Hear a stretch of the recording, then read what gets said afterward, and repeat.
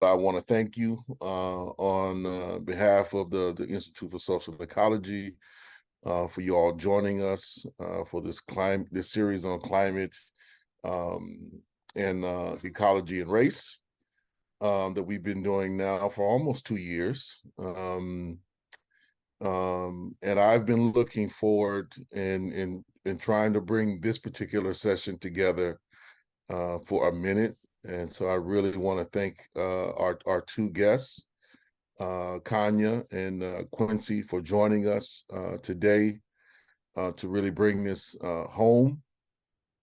Um, for those of you who might not um, be that familiar with the subjects we're going to touch in this two-part session. So we're doing today and then doing another one in December. So I want to definitely encourage everyone who's here now or everyone who might be listening to join us for parts 1 and 2, even if you can't join us live, for us to take a deep dive in this. Because I think as we'll listen and learn, I think collectively today, there is a lot to be learned from here that is just not making it's just not making it in Western news and media, and not by accident, in my view. That I think we need to learn from on many different levels. And I just really want to bring that out to us so that we can kind of collectively incorporate many of the things that I think that we can learn and have to learn from the struggle in Sri Lanka, particularly over the last several years, that I think will become a generalized dynamic of the global system, unfortunately. So best to kind of get ahead of that. For this one, I want to give as much time for Kanya and Quincy to kind of really lay some stuff out. So I'm not going to do a lot of background. I'm just going to encourage everybody to read their bios. I will post the readings. I see a couple of you didn't know where they were situated. I will post those in the chat while folks are talking, for folks to have future reference to. And definitely encourage everyone to read them all to get a good grounding, particularly for part 2 as we go into that. But there's a piece I want to really start off with, right? And this is we'll pull it from the reading, and this is from We Want a Country. This is an article that's in your reading that Kanya wrote on August 3rd in 2022. And there's a particular portion of it that I just really want to read and then ask a couple of questions on the basis of this. And so there's a section in the article which goes, Sri Lanka is now a case study in what happens when multiple converging crises come to climax simultaneously as a perfect storm on one little island. But what if, instead of letting some disembodied hand move us to a square of their choosing on the great global chessboard, we got back on our feet on our own terms? What if, instead of allowing ourselves to be swallowed up in the worldwide economic shuffle that is currently underway, we forge a path for ourselves that is defined by the spirit of the struggle, which I'm just translating that because I probably will massacre how it's pronounced and ask for some help, Kanya. I try to Aragalaya. What should she say? Aragalaya. Say it again, please. Aragalaya. Aragalaya. Okay, and my southern accent is probably still going massacre it a few times before I get it grounded. Which is to say, a path of sovereignty and a healthy measure of self-sufficiency. Kanye, when I first read that a couple of weeks ago, that framing really stood out for me. I think as a way to really kind of start this off and to kind of sum up some of the questions that I think we want to go into. So I want to just ask you, if you can, you or Quincy, um, if you can just give us a short kind of breakdown of, you know, how the crisis in 2022 and the people's mobilization, and how did that emerge? Just to give our audience, which may not be that familiar with anything that happened, just to give them kind of a baseline. Sure. So the country, at the time that the protest started, was being governed by a ruling family that had been in power before, had been unseated for 4 years, and come back to power in 2019, the Rajapaksa family, with a huge landslide win. The president at the time in 2019, his brother had been president prior at the end of the war in 2009. And when Gotabaya Rajapaksa, the brother of Mahinda Rajapaksa, ran for office, he got 7 million votes. So that's actually 52% of the mandate, because it's a country of just 20 million people.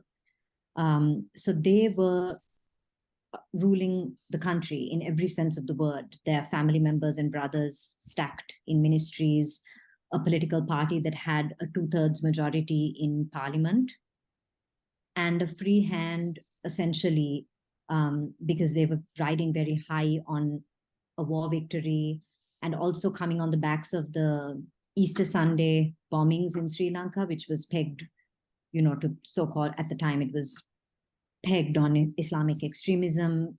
There's a lot of information now coming out about what that attack was all about. But it did bring a renewed wave of support for this family, who had proven before to be very tough on sort of like religious and minority expressions of violence towards the majority population.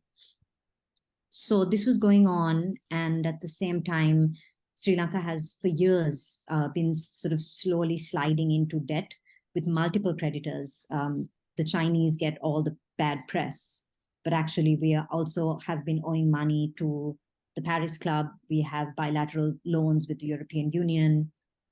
We hold multiple forms of external debt with multiple Western creditors also, besides our debt with the Chinese. And what happened right on the cusp of the protest movement was that we started actually losing balance of payments funds to the point that we were not able to purchase fuel supplies. So there were these huge lines for petrol, for domestic, cooking, gas. The electric grid was maxed out, also due to a lack of rains, to bring it back to the climate issue, which hardly ever gets talked about. But also we were not able to finance the provision of electricity for the grid. So people were spending sometimes 13 hours a day in darkness. It was just this sort of like very apocalyptic picture wherever you went, because you would see these fuel queues. I happened to be traveling quite a distance up and down the country at that time very frequently. Like once a week, I would be taking a 5-hour drive from the capital to a more rural location. So I would kind of see the expanse of this crisis, and it really did look like something out of the parable of the sower, or just a time of collapse with people going hungry and not having these basic essentials that many people, but especially the middle classes, have come to see as their sort of right.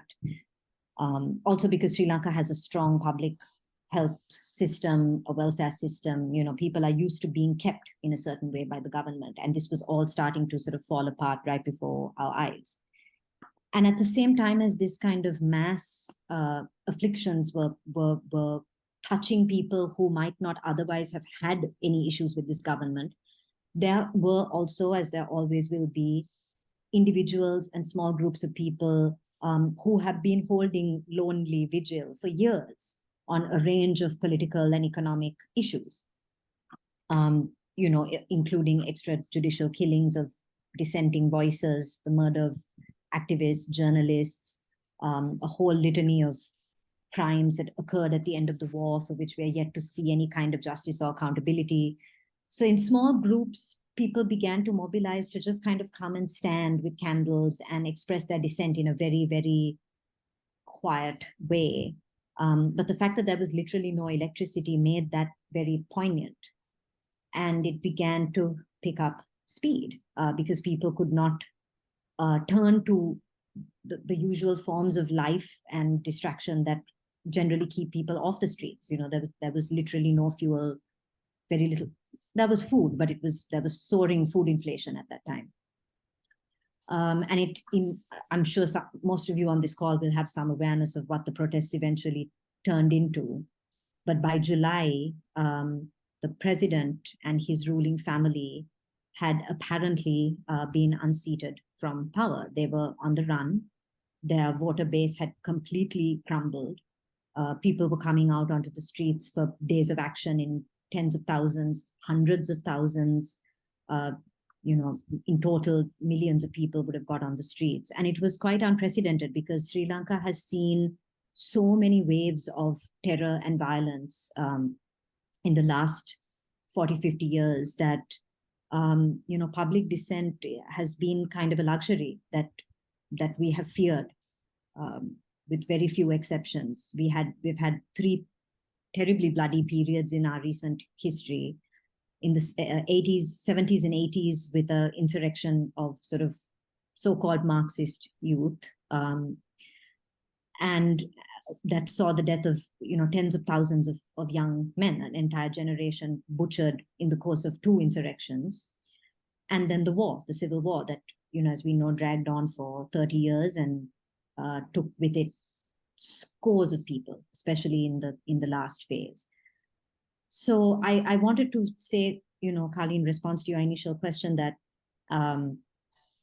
the readings you sent out, I wrote a piece back in last summer, actually in July of 2022.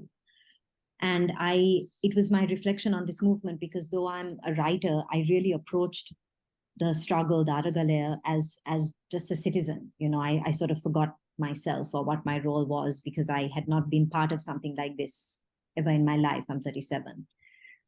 But then when I sat to reflect upon it, I got to thinking that, to me, it was never so much as a movement, the Aragalaya.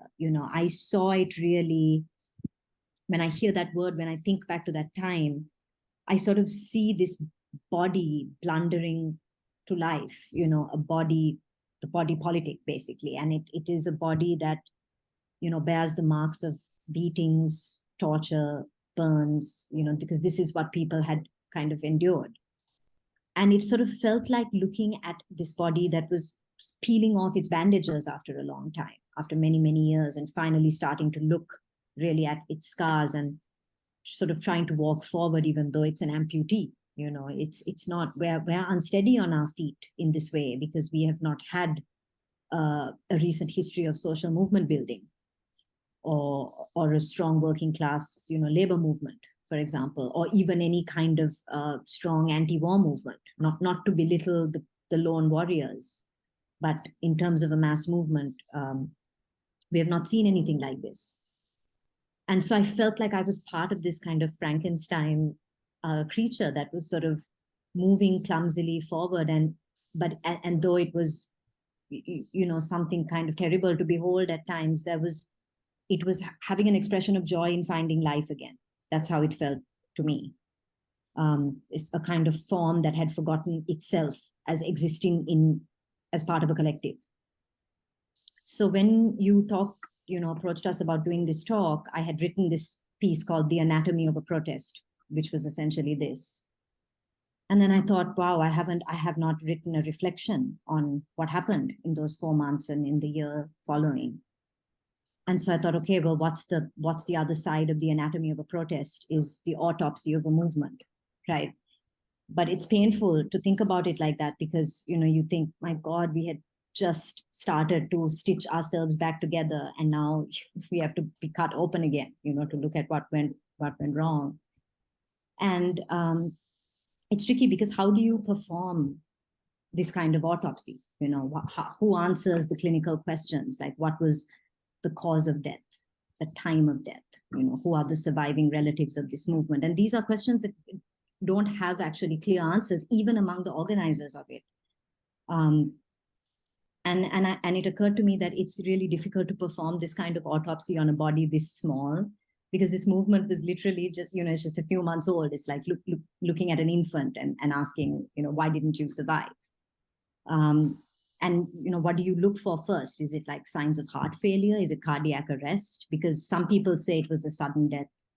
Others say it was a slow death of this movement, So what? Do you check for cancers, broken bones?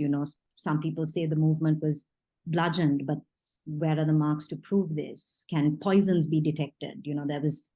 There's questions of, who sort of funded this, or, was responsible for it in the background. We're talking about the chessboard. We know that we're being moved around always, where it's puppets holding puppets, So I asked myself all these questions about this autopsy, and then I thought, what happens when halfway through this autopsy, you might realize that the heart is still beating a little bit, because I do see still ongoing sort of signs of what people wanted to find in the Aragalaya. It was not a movement. I can't really call it that, because it was just so young, and it did not build any kind of lasting organization that has the potential to mobilize people in the numbers that are required to actually change tangibly economic things, economic aspects of the country. But I did want to say that right now, so what we were facing and what we were considering the tipping point last year, we're realizing now are actually just the birth pangs of the crisis that is now fully fledged, now when the movement is sort of dead. So I just wanted to give a little bit of background to that, because wages in Sri Lanka have actually fallen by 50% from last year to now. The food prices have increased to the point that 50% of the population has lowered their food intake. I mean, this is data from, the Family Health Bureau, the Department of Census and Statistics. So that's 10 million people that are admitting that they have lowered their food intake, are skipping meals. The electricity tariffs are up by 165%, which is part of the IMF sort of austerity program to offload the debt burden onto the poor. And we're seeing it in the fact that 500,000 households have been disconnected from the grid because of their inability to pay their bills in the last year. So that is a much more severe situation when you think about it than what was happening during the Aragalaya, because then everyone was still sort of connected to the grid. Yesterday, the Government Medical Officers Association said that 40 state hospitals have closed down, and 100 more hospitals, all in rural areas, are on the brink of closure. So when we are talking about, what's happening in Gaza, 169 hospitals destroyed, this is happening here. This is the slow death. And the migration of doctors from the country, it's a mass drain of medical professionals. We've lost 274 specialist doctors. So a lot of these include anesthesiologists, for example. And last month, the only pediatric radiologist in the country left. And we are in debt to the tune of, $82 billion. And in the face of this debt, the IMF bailout has basically just promised us $3 billion over 4 years. And the government has already agreed in theory to comply with the demand to restructure internal and external debt simultaneously, which actually does not have to be done. But what it means is that the IMF pushes the government to bring in austerity policies that immediately shift the debt burden onto the working people of the country. So the pension funds will pretty much definitely bear the brunt of this expected adjustment. And just to give you a sense of what that means, they're reducing the interest rates on sovereign bonds that are held by Sri Lanka's pension funds from 20 to 12%, and then a further cut in a couple of years. And these pension funds are the only financial assets of most working people. They'll be subject to a 30% tax. That's higher than the tax that most corporations pay. So, people, retirees and working people they're just facing an absolute catastrophe in terms of what their future is in this country. And we are basically primed for more austerity, more privatization, sale of national assets. That's basically the blueprint. The World Bank and the IMF have released their 4-year plan, and it says that. There's no sort of two words about it. And so, it really pains me to have been part of this and to admit this, because we are all all of us who were part of the movement are complicit in what has now come to be, and I just wanted to say that also, that, when people were demanding a country, the piece that you quoted from, Kali, I didn't feel that it was this kind of nationalist sentiment. I think what people were really saying was they sort of want a country with some kind of functioning state apparatus. Like, I think on a very basic level, that is what people wanted. Because, recently, I think it was a couple of weeks ago, there was a poll of several thousand households carried out in the country, and they specifically interviewed the youth who had participated in the Aragalaya and asked them things like really basic questions, right? Like, are you or is someone waiting on a promised welfare remittance from the government? A welfare remittance, like we have a program of sort of food stamps and food assistance for very, very low income, vulnerable families. So 50% of these people said they're waiting for these remittances. They asked them questions like, are you waiting on the government to repair a public road, a promised repair to a public road? 60% said yes. So there were some very basic demands of a state apparatus that was also being made, that was not some kind of highfalutin, political, ideological demands. It was, can we get this freaking road fixed? So, I wanted to sort of say that, because I know that there was also in this time, there were, of course, the people who have always been sort of holding a candle for the martyred and missing and disappeared and the dead. But there was also admittedly a huge section of the middle class that came out that might otherwise never have, because they were personally impacted by this crisis. And then there were also people who came really recognizing their own complicity in the kind of corruption and deterioration of the state apparatus that has been allowed to go on through democratically elected, like ruling families and old political parties. So I saw that. I saw this kind of complicity, because, an acknowledgement of complicity, because a lot of the time we're calling for accountability from the leaders, from the head of state, from the administrative, judicial, legislative branches of government, but we're not often calling on accountability for ourselves. And I certainly saw a lot of that going on during the Aragalaya. Absolutely short-lived, but I saw it, and I remember being it was in May of 2020, it was a protest outside the parliament. I was sort of towards the front, towards the barricade, and I turned around and there was a gentleman behind me, sort of older guy, and he was holding up a sign, and in Sinhala, it was something like, Ratavenuen Aragala Karana Hama Husmakatama Adare, which was basically like, I love every breath that is taken for the struggle of the country. So that, that had an impact on me. There was something about that time that was people just acknowledging that we have not done this before, I suppose, is how I would say it. And I just wanted to say too that, that the signs of this heartbeat that I was talking about, of this sort of like dying movement, there are sort of tangible signs of it. And recently the Supreme Court issued a decision on who bears responsibility, culpability for the financial crisis. And they did name the Rajapaksa family as being culpable. Now, there were no costs imposed on them as a result of this. So, it's one of those Supreme Court decisions. But some judicial experts have said that it means that citizens who were personally ruined can take them to court. Now, granted, these are people who are struggling to make ends meet, to put food on the table for their families. So they're not going to get embroiled in a lawsuit, but that, that has happened in the Supreme Court. On the other side of that, there was a huge survey that the Department of Census and Statistics carried out with the UN's development program, I think this month, 20,000 households, to kind of determine just how much people have lost trust in the arms of the government, the various apparatus of the government. So they looked at sort of what is your belief in, trust in parliament. So 69% of these 20,000 surveyed households said they don't trust the parliament. 78% said they don't trust political parties. So this is all being admitted and recorded by the census.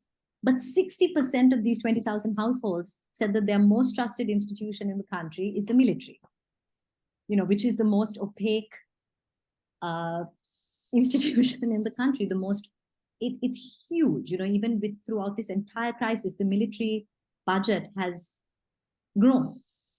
The expenditure has actually moved upwards post-war. We're spending more on the military now than we were during the war. There's more money allocated to the military than like education, health, anything. And so, we're sort of plundering forward into this. We have this citizenry that's saying we don't trust political parties, we don't trust politicians, we don't trust the parliament, but we trust this military, which is an arm of democratically elected governments. I mean, currently our head of state is not an elected head of state. He is the de facto head of state who came in, he, ascended to power on the heels of the president fleeing the country.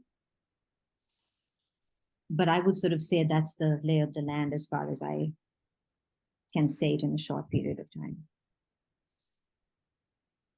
Thank you for that. I got more questions now than anything. um,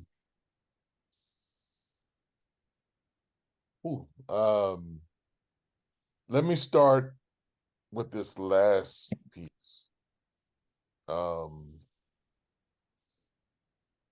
Is this 60% approval in the military? Do you think that's a function of who was surveyed?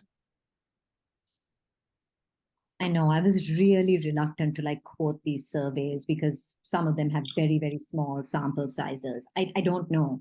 I don't know. I have not looked into that data. But it's a majority Sinhala Buddhist country. The military, I mean, outside of the Buddhist clergy, the military is the most Sinhala Buddhist institution in the country. There's very little diversity in our military. So if it's a function of who was surveyed, then that's also a function of who is in the institution, And how much do you think? Let me just say for everybody, one of the that's like I guess a point of disclosure. So as a creature of the left, U.S. left, the section that I emerged from was nurtured in. As far as the U.S. was concerned, I think we followed the Civil War pretty closely in Sri Lanka. And particularly, as you noted, the way it ended was kind of extremely violent. And I've heard a lot of theories, around, China's last minute kind of major intervention to control sea trade routes, etc. But, the what was always noted to me, and this was, primarily in the 80s, early 90s during this period that I'm referring to in my own history, but it was always kind of very acutely aware to me, like how profoundly violent some aspects of the Civil War were. And that having that as kind of a backdrop made the kind of peaceful transfer of power, if you want to call it that, right? The mass movement, not resorting to violence in the context and the background of the violence in the society, that made it very profound transformation to me that I think we needed to take note of, right? Now, related to this question, where I'm coming to in that regard, do you think some element of this kind of trust relative to this survey that's being expressed had to do with that the Army didn't intervene, right, during this particular critical period, which was somewhat unique unto itself, that things need to be kind of interrogated as to why. But might that be a particular factor why some of the kind of the respect, and people see it as opaque as it may be, somewhat of a democratic institution, at least amongst kind of the ethnic core of the Sinhalese? I mean, this is sort of where the Aragalaya maybe was completely out of touch with the majority of people of the country. I mean, even though there were tens of thousands of people there, that's still a small fraction of who is being surveyed, who is voting, who is, populating this place. And I will say too that, on this question of violence, a lot of what the protest site, so there was the Aragalaya, which was sort of like a disparate movement of pop-up vigils, protests here and there. And then there was a physical encampment, right? There was the protest site it was known colloquially as Gota Gama. It was, sort of named about getting the president out of office. And what took place there, and this was a 24-hour, people were living there. They made this as a kind of or tried to make it a sort of thriving, creative kind of community space. But a lot of the actions that took place there were dedicated to examining the violent history of the country. There were plays that were put on, there were films that were being shown, there were these pop-up installations of all of the missing and murdered journalists, which alone is striking, because most of these extrajudicial killings are blamed on the state, including by the families of the victims. And then there was also a reckoning with the kind of violence that happened on the so-called other side. So, people killed by the JVP, which was the movement that gave rise to these insurrections in the 70s and 80s. There was a lot of attention given to the murder of the activist Rajani Thiranagama. I don't know who's familiar with her name, but she's a person to know. She is a Sri Lankan woman activist that we should all know her name. She was the head of the anatomy department at the Jaffna University during the time of the war. In 1988, she was shot and killed, basically for producing and distributing a pamphlet through the University Teachers for Human Rights, documenting, collating the atrocities that people in the North were living through. But she was killed by the LTTE, this Tamil academic. So there was this like huge reckoning with the kinds of violence that has gone on from all sides. It's not that the army, was only being named and shamed as the perpetrators of this violence. So I apologize almost for bringing up that statistic of people's faith in the army, because I can't really speak to, anything more about that. I can share an article that was written by Tisarani Gunasekara, who's a really great political commentator, but I don't know. Well, I'm raising that because there's a question that was embedded earlier. I'll bring it up. But why I'm honing in on that, regardless of the article, is some of the recent, uprisings that we've seen. We've kind of seen this weird correlation. If you look at Egypt, for example, right? I know in what I was like in January 2011, right? In February 2011, I was amongst many who were just shocked, amazed, very proud to see a lot of the protest movements that have been going on in Egypt, despite the repression, particularly amongst the students that have been going on, and some of the trade unions that have been going on from months, if not years, before the taking of Tahrir Square, result in what was going on. But I was seriously shocked and concerned when they came out with that statement. I don't know if folks remember, that the people in the army are one.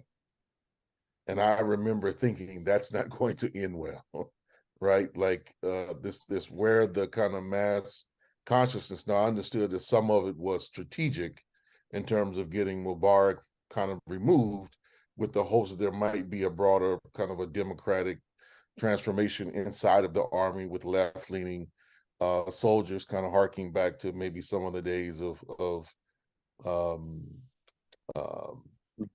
Sadat and some of the other folks. I think some what I would call kind of false hopes.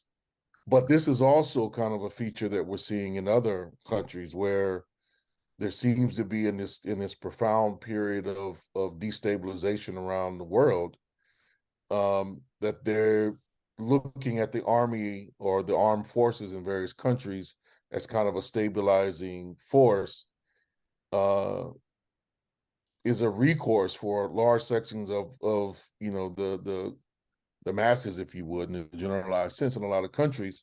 I would argue because of the absence of the left. And I know that there was, who was it, in one of the articles, Balasingham had noted, right, that that the left, in the midst of this crisis, did not have a program, right? Really to speak of from his perspective, as kind of, I think, with his anatomy of kind of his analysis or anatomy of kind of the movement and where it went wrong. So that's why I'm focusing on it. And I just want to bring in the question that came in earlier, Quincy and Kanya. Kermit asked earlier, this is in response to, I think, one of your earlier statements, Kanya, about what the Rajapaksas, why they fled, and why they weren't able to kind of crush the movement as they had some of the movements in the past. Like, what happened? What was the ruling family? Why was the ruling family unable to respond with violence like they had previously?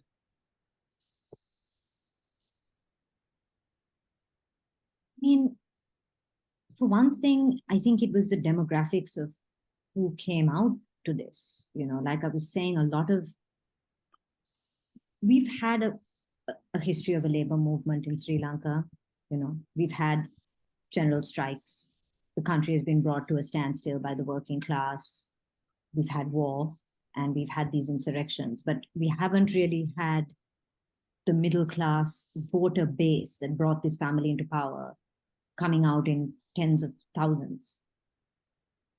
So that was something that was completely unprecedented as far as we were concerned. But also, nobody knew that the army was going to, sort of stand down in the beginning of this. People were extremely cautious in how they stood on the streets. Even, I was to even stand at a little neighborhood candlelit vigil in front of a police station was a little bit of a gamble that people took in the beginning. And I don't know, maybe Quincy can answer a little bit more on the sort of international side of where the army stands in these conflicts. But as far as the Rajapaksas were concerned, they had not before seen their own voter base turn so swiftly against them. That was completely unprecedented.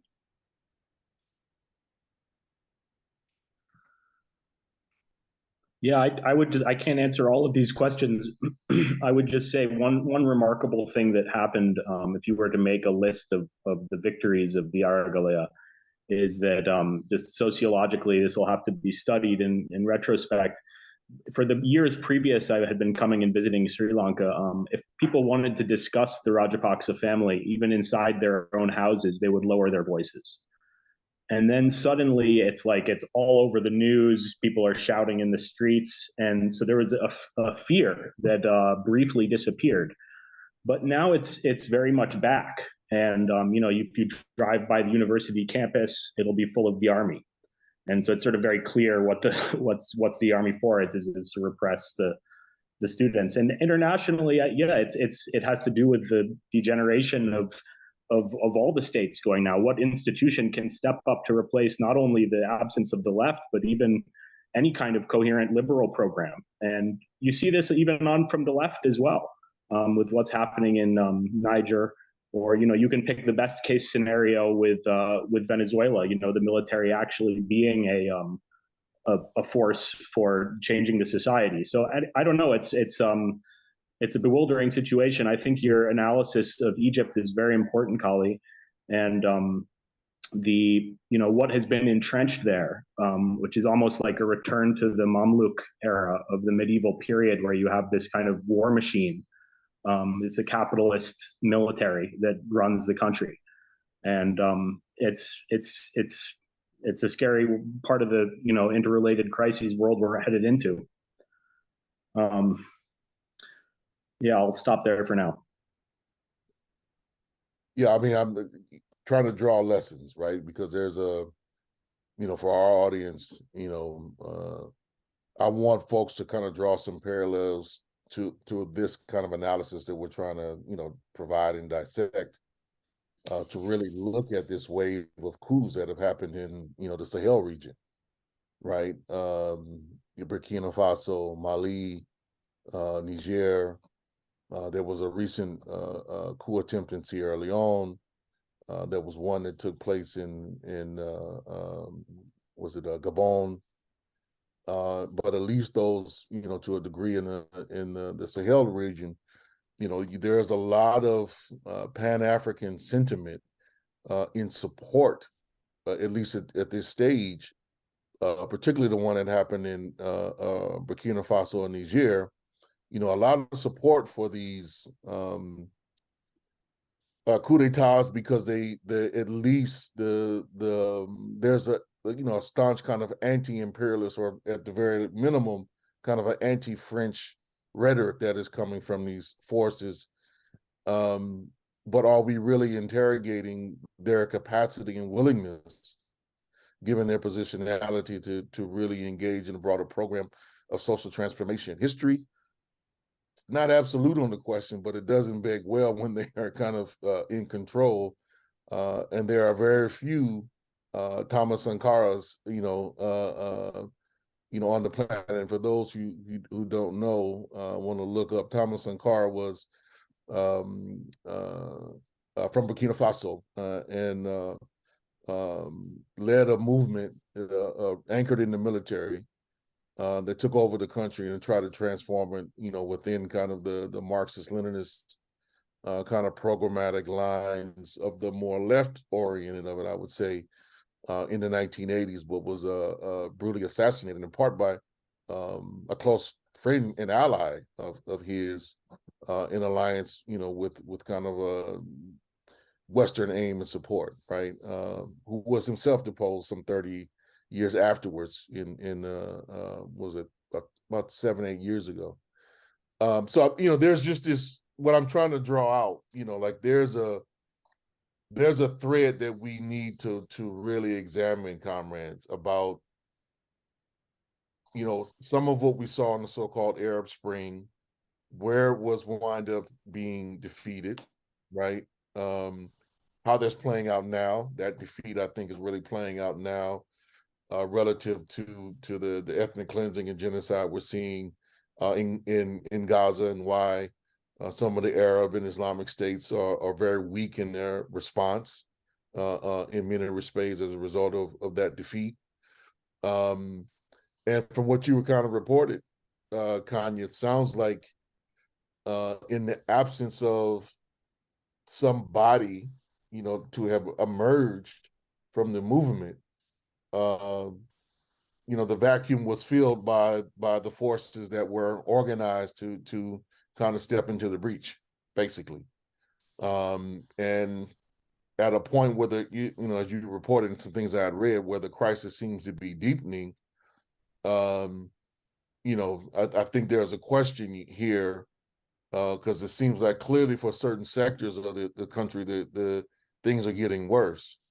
But have they gotten any better by any mediated actions of the state, right, to at least make some things better for the middle class, since they don't seem to be kind of coming out and engaging, the mass protests anymore? Is that one of the kind of clear strategies that have been employed, or is it just there's a lack of organization and a clear vision as to what to do? Yeah, I do want to answer that question. I also sort of want to acknowledge that Lee, have you had a question for some time? Oh, I'm sorry, I missed that. Yes, just a well, it's not a question so much as a comment.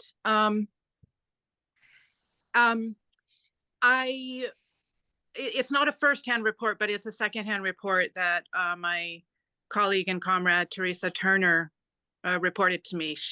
She was a graduate student and in the 70s at the LSE, and found herself in Sudan at a time for a conference, I think, and at a time where there was a huge uprising, where she was just like walking to the hotel or whatever from the conference, and was swept up in this march whereby the police were there in the corners and whatnot of the streets and the intersections, but they started a chant, which I think was in Arabic or in their local dialect, that was the police, the police, the people's police.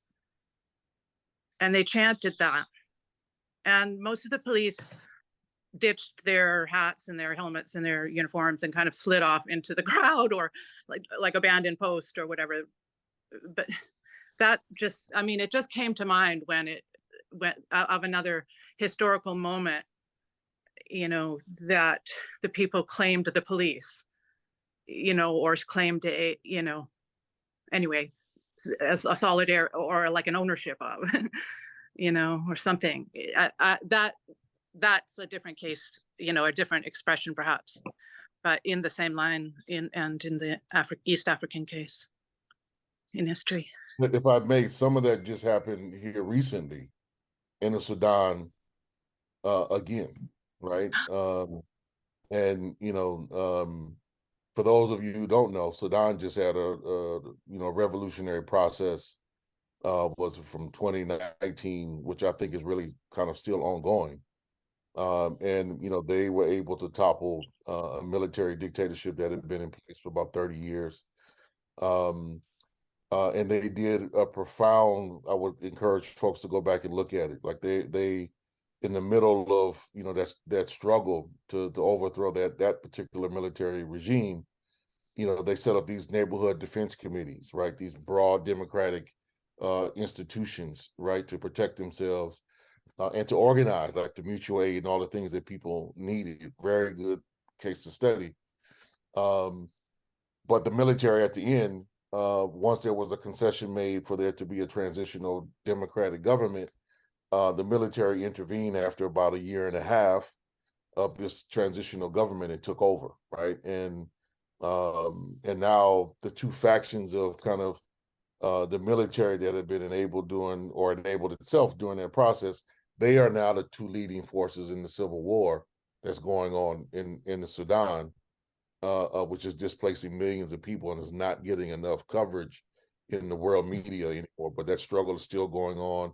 Some of the ethnic cleansing that we saw in the 90s is now back in the Darfur region, etc. So I just wanted to cite that. Like, again, this is one of those cases where, kind of what feels the void and where these military forces are kind of feeling the void as this kind of voices of stability.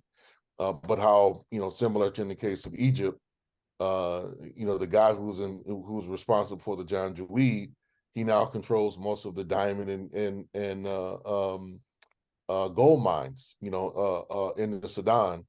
And that's what's in part funding his ability of these paramilitary forces to go toe-to-toe with the army, and also, at least like right now, in a position potentially to defeat the army, right?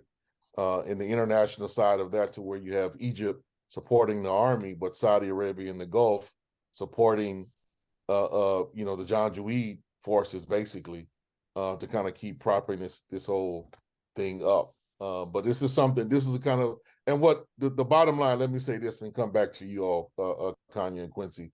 What my greatest fear is, you all, is that there's an undertow in the current environment which enables fascism with this type of dynamic, that we need to be very, very mindful of, this like what can stabilize society and make us safe, as a general line, kind of somewhat devoid of politics, which really feeds into, certain types of middle class aspirations everywhere, that just enables the right in the absence of the left having a clear vision, program, and forces that we can mobilize to kind of make some intervention. But I'll stop there and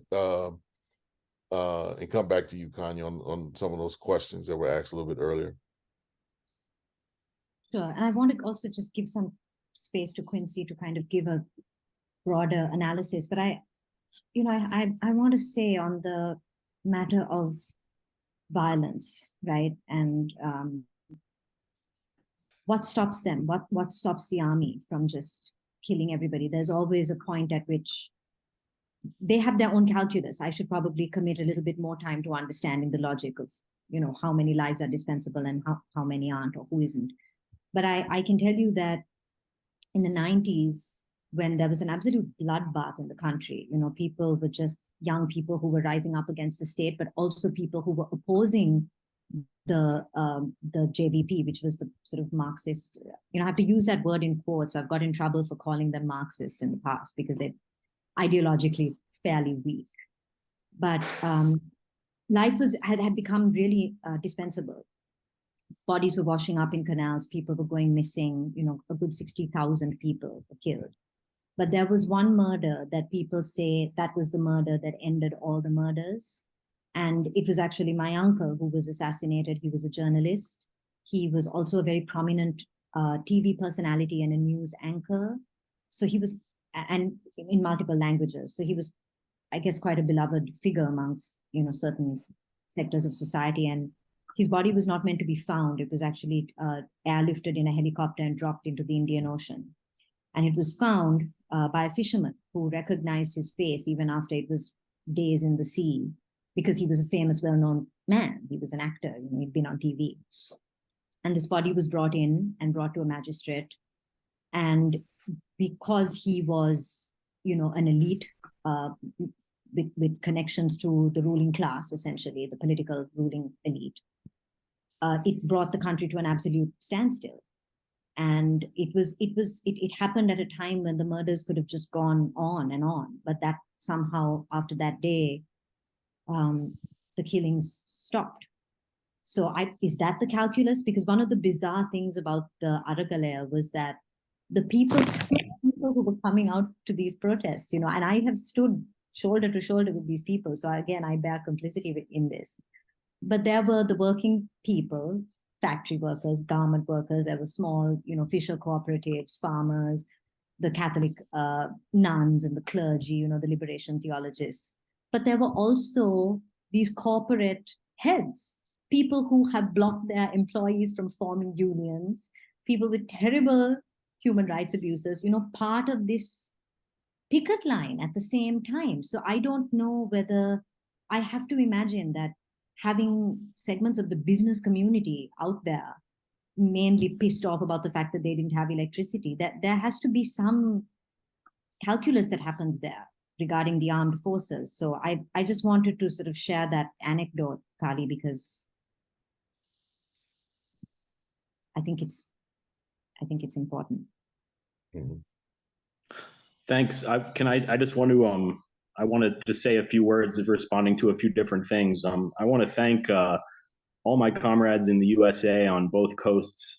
It's really refreshing to Kanya's been doing this her whole life. I have about 6-7 years now of going back and forth between Sri Lanka and the USA, and often people don't ask a lot of questions, aren't as interested. So it's very it's great to hear your engagement, and we hope it can continue.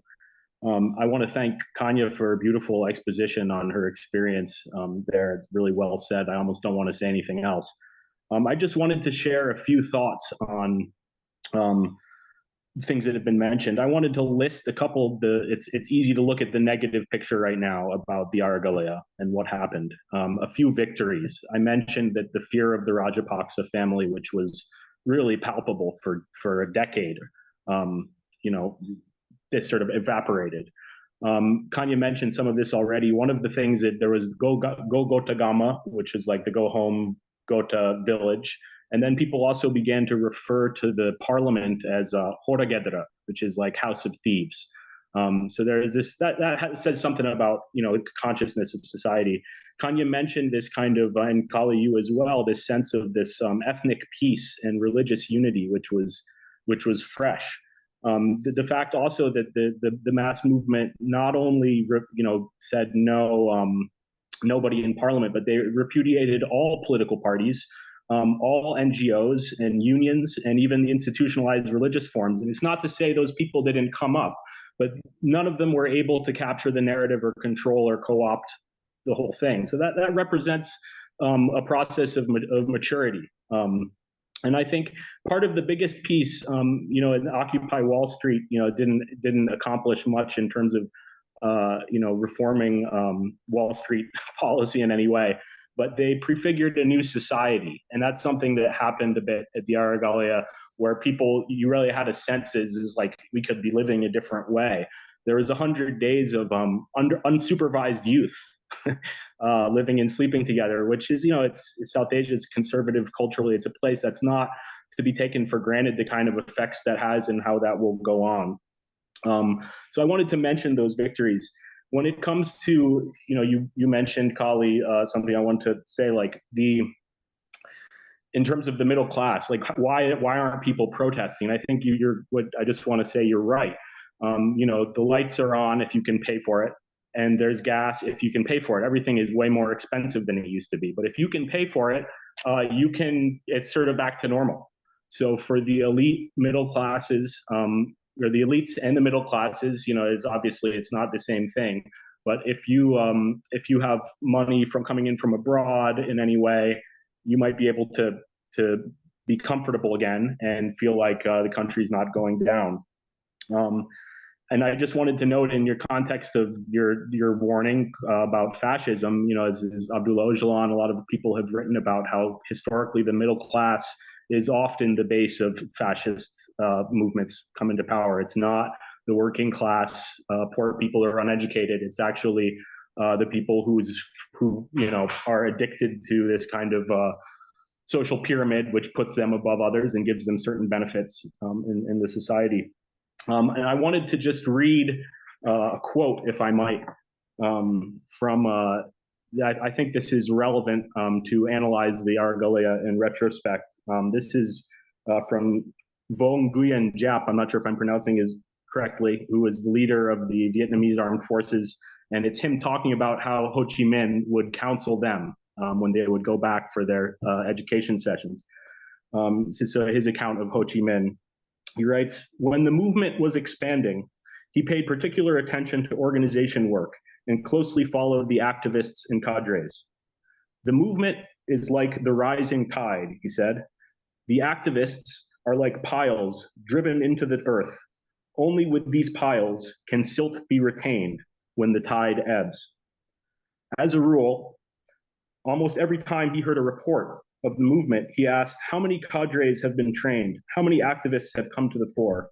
How many people have been selected for admission to the party? Then he reminded us to keep secrecy and the way to do it.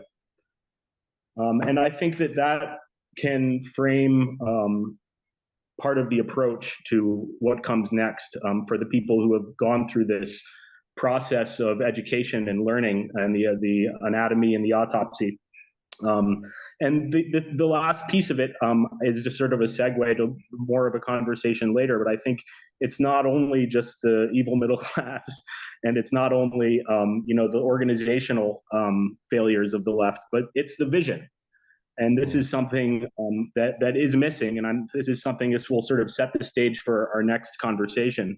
Not that we have it all figured out yet, but this is it's a striking moment for Sri Lanka, which is being really cornered, and it's sort of there's no way out really.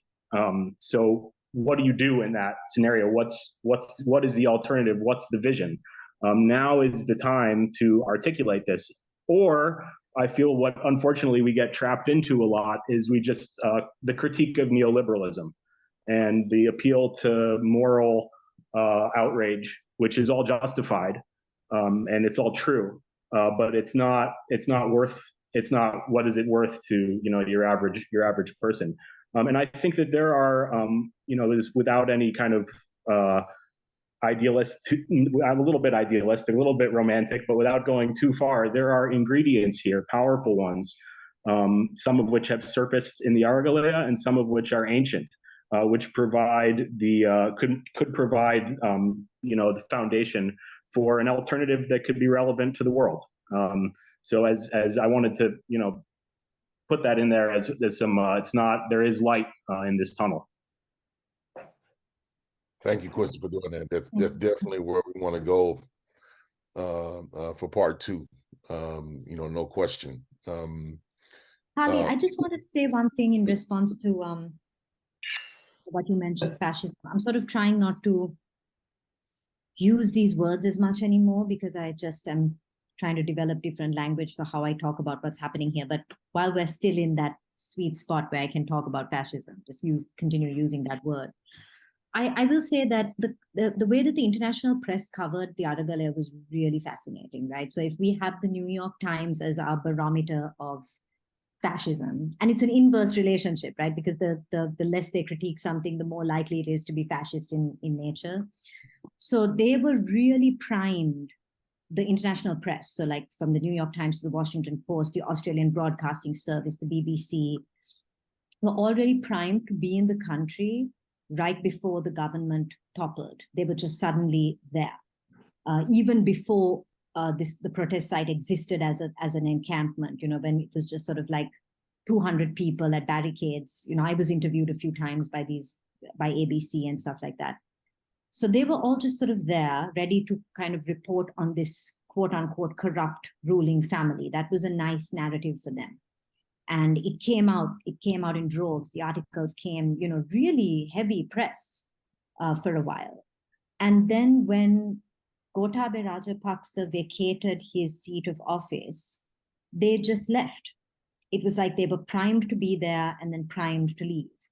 And the narrative around Gotabaya Rajapaksa's successor, a man who has long hungered after power but has never, won an election. Though he has competed multiple times, he has absolutely no mandate of the people, but he is a staunch neoliberal. And he was immediately congratulated by the US ambassador to Sri Lanka. No sooner had he taken unelected office. So, I don't know what we want to say about fascism, but for me, the press is hugely complicit in what happens, especially the liberal press. And they were there. They just showed their colors so well. And it was hard not to fall for it because we had not been on the front pages of the New York Times as a nation, even really during the end of the war. And suddenly you're getting this, these full page spreads from the gatekeepers of public opinion. And it was hard to not think that that was because we had waged this really great struggle. But the speed with which they exited the scene was truly astounding. And the silence surrounding the current president's actions and dealings and negotiations with the IMF, which has no support among the people of the country, it's a pretty deafening silence. Yeah, they have a playbook. We saw some of their playbook, very well kind of orchestrated in 2020, with the mass protests here, with the George Floyd rebellion, right? Like a lot up front. And then in the kind of the critical weeks, as you were saying, where, like in Portland and Seattle and Philadelphia, Atlanta, where there were mass encampments and people were doing prefigurative, mutual aid, like all this, that was not getting covered, or it was being covered, as these spaces that needed to be eliminated, right? And then when it was time to switch to let's get Joe Biden elected, the media was right back with a new narrative, trying to divert all of that energy into the electoral piece. So, they have their ways and we have to study them.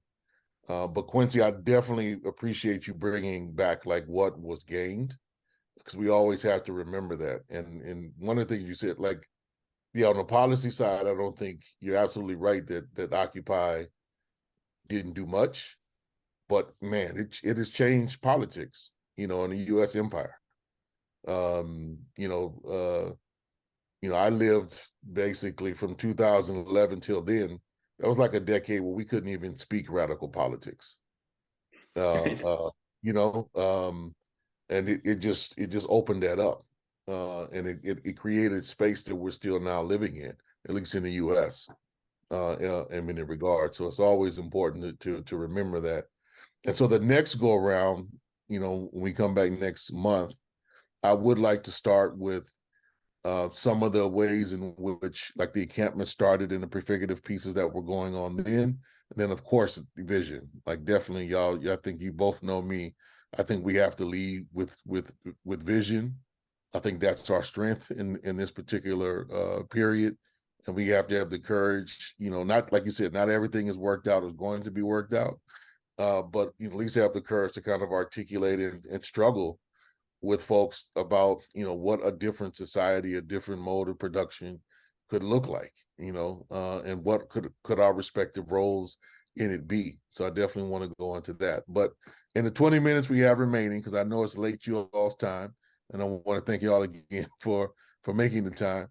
I want to open it up to questions, from folks here. And you can either raise your hand or put a question in the chat box. Kali, I just want to say one more thing while people are putting questions in. I'll be very brief, but just to reiterate what you say, one of the things I'll send out for the next session is a video of one of the first speeches that the current president, Ronald Wickremesinghe, gave on his first, and he's at a think tank. It's at a international think tank, and he says very clearly, we're actually sort of lucky. This character, he's very different than these populist right wing people. He's extremely clear in articulating what his vision is, and it's very uncharismatic. It's just laying out his technocratic vision, and he says very clearly, he's like, look, we got to go to the IMF. And if anybody has any better idea, please bring the proposal. Now is the time to share it. And so he's called the bluff of the left and a lot of other people in that sense. And I think for the climate justice movement in particular, I think the Sri Lankans is a case study. What happens when there's suddenly no more oil? It's like, wait, that's what we were fighting for. But then wait a minute, actually, that it's a total disaster. So in all of these ways, Sri Lanka doesn't necessarily pose the solution, but it frames the universal question in a very immediate existential sense. So hopefully that can be relevant for all of us. While we're waiting for questions, I want to pull you guys in on one relative to what you just asked, Quincy, because there was some reporting, which was always unclear, that one of the critical things that the Rajapaksas did as the situation was deteriorating, right, that they stopped the import and the use of fertilizers on a mass scale. Right. Yeah. So that was one. And then and how did that play out given the nature of the agriculture production cycle and what's being produced? That's one. And then the other one was their use of MMT as a means of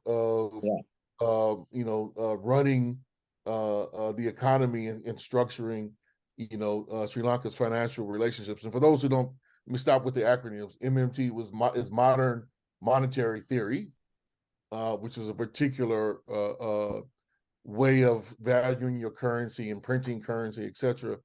So if you guys want to touch on that, and then we do have a couple of questions after that came in the chat.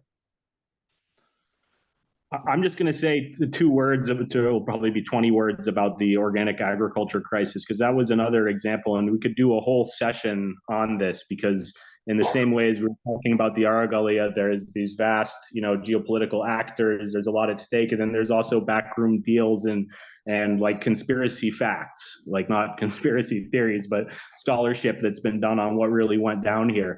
But we were living at that period of time. Kanya mentioned she's been going back and forth. Same as we're in different places right now. I'm in the mountains and she's in Colombo. And that's part of that whole experience, is part of the eco-socialist transformation we need to have. It was a crazy experience to suddenly overnight, anybody who's been promoting organic agriculture for years, suddenly the neighbors are showing up asking, how do I make compost? This was the moment the organic agriculture movement has been waiting for forever. It's like everybody wants to learn. Let's go. That was the moment to have teams of people ready to go out across the country and make this mass conversion. And that didn't happen. But at the same time, and similar to the Aragalaya, there are a lot of stories of some people who were more prepared than others. And then, again, the story ends the same way. It's the sudden reversal of policy. Now there's more glyphosate coming in than ever, GMOs, et cetera. So this is just another big story in the same pattern of these sort of sudden crises that are relevant to the whole world. And, so there's one. Go ahead. Yeah. Go ahead, Kanye. I was just going to bring it back to what you talked about in the beginning, Kali, like just about this idea of sovereignty and self-sufficiency, right? Like it's funny that in Sri Lanka, it was the 2 things that we've all been saying that we need to get used to living without. It's the fossil fuels and this like fertilizer that, these are systems that are killing us. And yet the way that we respond, we are all aware that there has to be we need an exodus of some kind away from systems that are killing us. But when that exodus is forced, the response to it is very telling. I'm saying this about myself as coming out and demanding an end to the fuel queues. I wasn't out there searching for an alternative to fuel. And it's very interesting too that right now, all of the attention in a lot of ways from legal activists and political activists who were part of the Aragalaya has been redirected towards these proposed pieces of legislation that the government has been toying around with for the last year. So one of them is an anti-terrorism bill, which has been packaged and repackaged in different ways. And of course, we want to argue against that because already we have a very draconian, Prevention of Terrorism Act.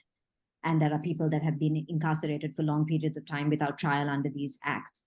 The second piece of legislation is this thing that they're calling an online safety bill.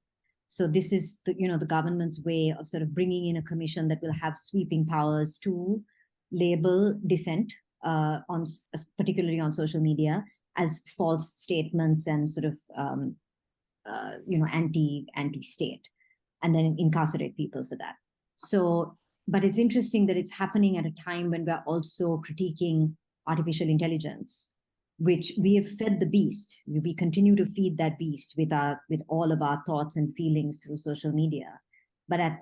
So right at a time when we're having that critique, this online bill, rather than us talking about any kind of exodus from these systems, we're actually fighting to still have our democratic freedoms and rights, so-called, in that space. I think that's very interesting that, a lot of that energy, I know this is a very unpopular opinion, but it has been of note to me that a lot of our activism has been redirected towards battling this bill.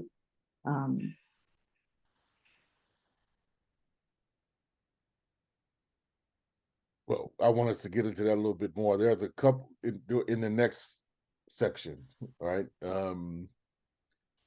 Because for those, like, why that's important is I think India and Sri Lanka are some of the key areas where a lot of the digital tech is being both designed and engineered, and they're being increasingly kind of offshored by Apple and other companies as they're trying to make a pivot from China. So these, you both were talking about the big manipulators and the strings, and that's a key one, a very key one.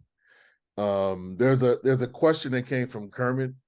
He asked, could you clarify the situation with the current president? You mentioned he doesn't have a mandate with the General Republic, but he was elected, as a question. By who then? And is there any relationship between whatever support there is for him and support for the military? That's one question. I think there was another one. I mean, he essentially came into power through a constitutional catch-22, is because the president vacated his seat. And then as the prime minister, he's long been, the head of the opposition party, but they have been defeated at the ballot time and time again, and they've failed to secure, the requisite number of seats in parliament, even to be a viable opposition. So when Gotabaya Rajapaksa fled, he was appointed as the acting head of state. So that is being challenged, constitutionally. There were huge calls, actually, right after Gotabaya Rajapaksa left office for there to be an election. And that call remains, but he also remains in power, I would just add about him too, is that he's worth, I remember, Kali, when we were in Vermont together, the last time we were together, you asked me, this was sort of all more recent then, and you asked me, how is Rajapaksa's party still in power? And, I didn't really have an answer. It was still fresh, but the answer is Ranil Wickremesinghe. And he's a very, he's a career politician. I'll just say one thing. We can go into more of this next time. He was on the economic team that first liberalized. Sri Lanka was the first country in Asia in South Asia to do the liberal open market free trade zone thing. It wasn't IMF imposed. It was actually a government program, self-developed. And he was the nephew of the president at that time and led that project. So when they're deciding who the next president of Sri Lanka should be, in London and Paris and Washington, this guy's on the top of their list. And, you know, you can sort of connect the dots and do the conspiracy scholarship about how that played out with the U.S. embassy, with the, you know, et cetera, on the days of. But yeah, he's to be reckoned with. And he's a different type than we're used to in the world, in these world leaders right now. He's very articulate and sort of honest in articulating the austerity program that he plans. And when is the mandate up? When was the original mandate, Rajapaksa's mandate, up? It's a 6-year term, if I remember correctly, right? 4. 4, okay. So we're waiting. We're waiting on elections. We're waiting on elections. I mean, that's. And is there, you know, is there active campaigning, or is all that just basically faded to the background? No. Yeah, there's active campaigning. It's just, you know what, it's tough to talk about it, because this is where you really admit the failure of this sort of like fledgling movement. Because, you know, the viable candidates that have the money and have the airtime and screen time and possibility of coming into power, because they also have to be, you know, win the approval of the Sinhala Buddhist majority of this country. That's just who the voters are.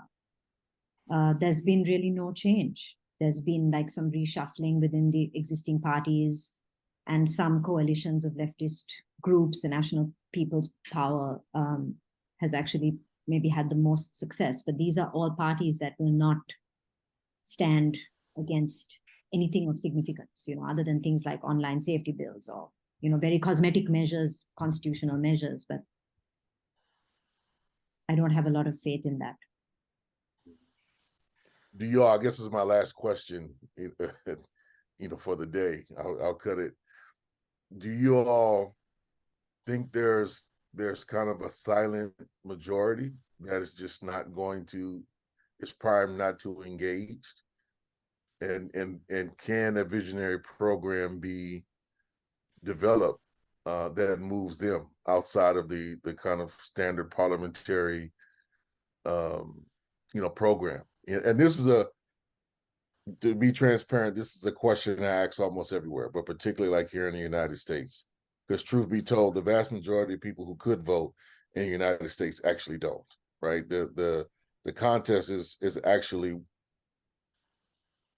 you know, they're selected, but the context is on paper won by a minority, right? Not the majority of people who could vote. But we don't have a program as of yet, and at least in the United States, that speaks to that kind of silent majority. Is that maybe there's a situation in Sri Lanka now, since there's, you know, there's widespread disapproval of all the political parties? I think I'm going to let Tanya maybe get the last word, because she'll have something better to say than me on this. I would say in general, I think yes, Kali. I mean, you know, just whether it's optimism of the will or whatever it is. But I mean, it's a bit different in the U.S. in terms of voting. The voting, people vote it's more active, and it's different. It's parliamentary.